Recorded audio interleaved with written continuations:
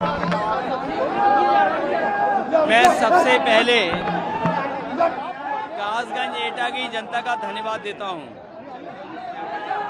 और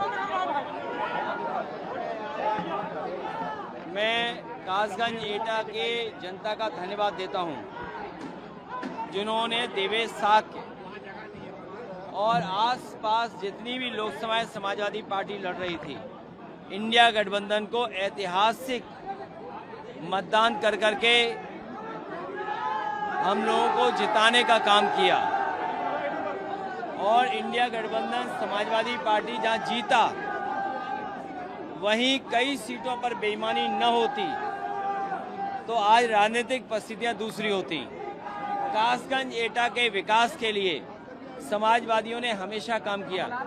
नेताजी की सरकार रही हो और आज अगर आप तुलना करेंगे तो एटा कासगंज को विकास में पीछे छोड़ दिया।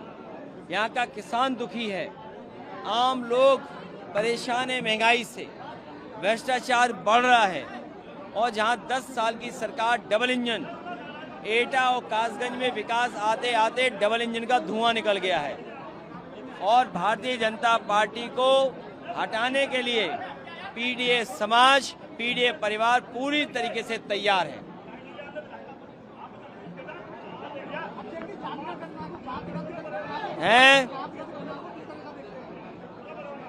अब तो बीजेपी भी डर करके स्वीकार कर रही है, तो इससे बड़ी और उपलब्धि क्या मानूं मैं। पीडीए की एकजुटता और जो देश में बाबा साहब भीमराव अम्बेडकर की संविधान और जो लोगों को अपने अधिकार की आवाज उठाने का जो अधिकार मिला है, आज बीजेपी भी स्वीकार कर रही है जाति जनगणना।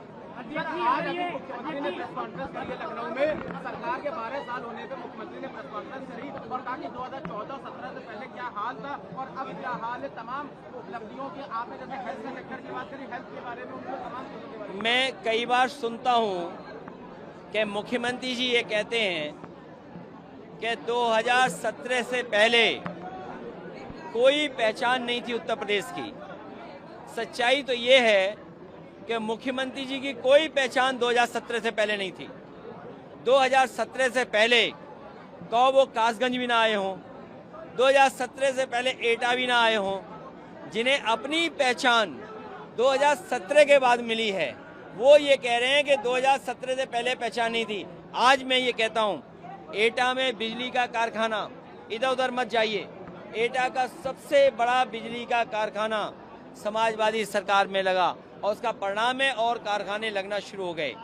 जब एक बार पहले मुख्यमंत्री थे, याद कीजिए, नेताजी उस जमाने में जितना पुल सड़क बनना चाहिए था बनी और यहाँ के विकास के लिए काम किया। पहचान मुख्यमंत्री जी की नहीं थी और इनकी सरकार में यही उपलब्धि है 12 साल की कि डीजल पेट्रोल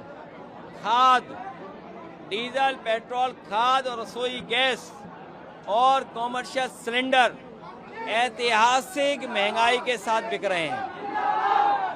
सर, आपने वॉर का विषय के आधार पर ट्वीट किया। अभी जिस तरह से स्टेट ऑफ हॉर्मस के पास हमला होता है, तीन भारतीयों की जान चली जाती है। देवरिया का भी नौजवान था जिसकी जान चली जाती है स्टेट ऑफ हॉर्मस में अमेरिकी हमले में।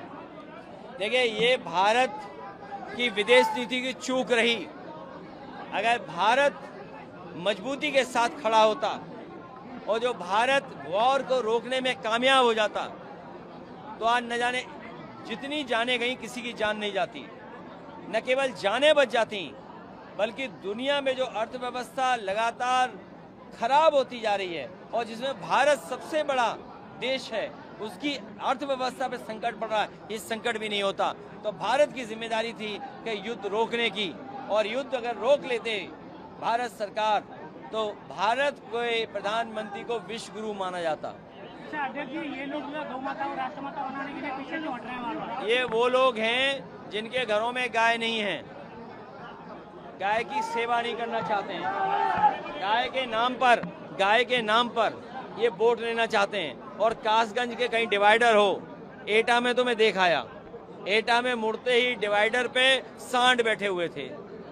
तो बताओ, सांड बैठे हैं, इसकी रखवाली देखभाली करने का काम किसका है? और गाय की सेवा करना हमारा आज का नहीं, पौराणिक काम है। पुराना इतिहास हमारा रहा है गाय की सेवा। हम गाय की सेवा करते रहेंगे।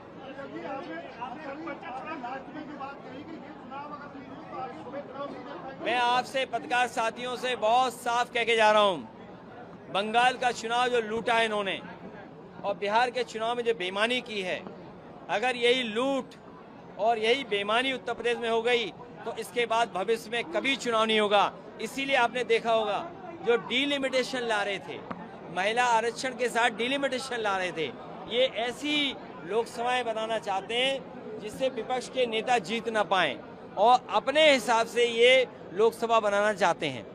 अच्छा, ये स्वदेशी नहीं है तो फिर अगर ये फिर जो आत्मनिर्भर भारत बनाने की बात कर रहे हैं, क्या ये बना पाएंगे? ऐसे स्वदेशी नहीं आप बता रहे थे। इनके मुंह पे है स्वदेशी, मन से है विदेशी। जो लोग स्वदेशी का नारा देते थे, अनरजिस्टर्ड अंडरग्राउंड संगी साथी, वो कहाँ हैं? ये जितने कैमरे मोबाइल दिख रहे हैं आपको, ये सब विदेशी हैं। पंचायत चुनाव में ये देरी हो रही है कि वन नेशन वन इलेक्शन का फार्मूला फेल हो गया है और गांव के लोग तैयार हैं बीजेपी को सबक सिखाने के लिए, क्योंकि उन्हें खाद की बोरी नहीं मिल रही, डीजल नहीं मिल रहा, पेट्रोल महंगा हो गया, स्मार्ट मीटर बना करके तुम लूटने की तैयारी में थे, इसलिए ये गाँव में नहीं घुस सकते।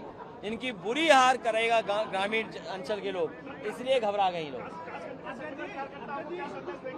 हम अपने कार्यकर्ताओं से कहेंगे कि प्रेम, दया और अपनापन पीडीए को मजबूत करें।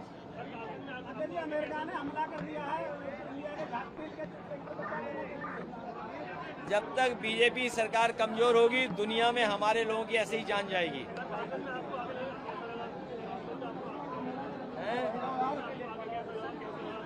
कासगंज और एटा के विकास के लिए अलग से मैनिफेस्टो बनाएंगे। हम कार्यकर्ताओं को साथ लेके चलेंगे। ये सरकार लीक वाली सरकार है, ये लीकेज वाले लोग हैं, इनके बहुत लीकेज हैं, जनता इन्हें बंद करेगी। सर, आपने मीडिया में कई दिन पहले लिखा था जब ये सीजेपी का मामला चल रहा था, आज भाई कांग्रेस जनता पार्टी लखनऊ में भी प्रोटेस्ट अपना कर रही है, सीजेपी वर्सेस बीजेपी आपने भी कहा था। बीजेपी को अपना विरोध स्वीकार नहीं है। अगर कोई विरोध करेगा तो उसका इनकाउंटर कर देंगे। ये विरोध कोई करेगा तो उसे जेल भिजवा देंगे, विरोध कोई करेगा तो उस पर झूठे मुकदमे लगा देंगे। इसके लिए जिम्मेदार हैं हमारे मुख्यमंत्री जी।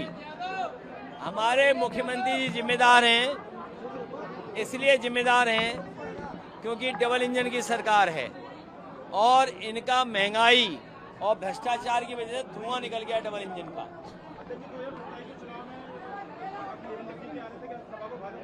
किसको?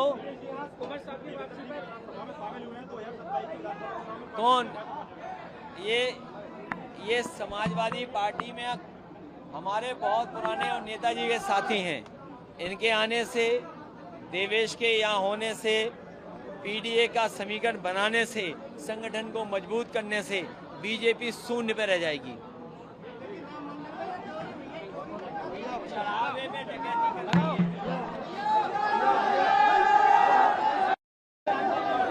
हाँ, लोग पीछे दबे और दबाइए, आप निकलिए।